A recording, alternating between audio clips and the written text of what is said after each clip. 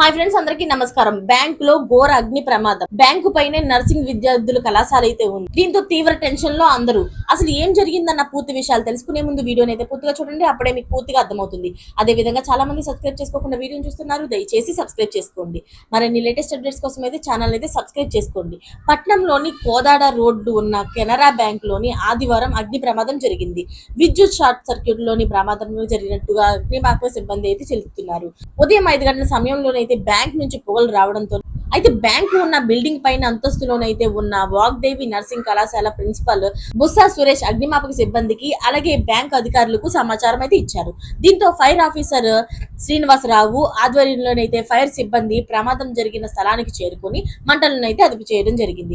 Building మొత్తం వ్యాపించకుండా నివారించడంతో పెను ప్రమాదం అయితే తప్పింది.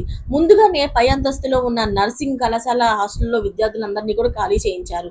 ఈ ప్రమాదంలో బ్యాంక్ క్యాష్ కౌంటర్ లోని కంప్యూటర్స్, టేబుల్స్, తదితర ఫర్నిచర్ అయితే మొత్తం కూడాను కాలి పూడిదైపోయింది. సుమారు 1,00,000 వరకు ఆస్తి నష్టం జరిగి ఉన్నట్లుగా ఫైర్ సిబ్బంది అయితే తెలుపుతున్నారు. ఈ విషయం తెలుసుకున్న ఎమ్మెల్యే శ్రీరామ్ రాజగోపాల్ ఘటనా స్థలానికి చేరుకుని అంతా పరిశీలించారు. మరిన్ని లేటెస్ట్ అప్డేట్స్ కోసం ఛానల్ అయితే సబ్స్క్రైబ్ చేసుకోండి. Thanks for watching friends.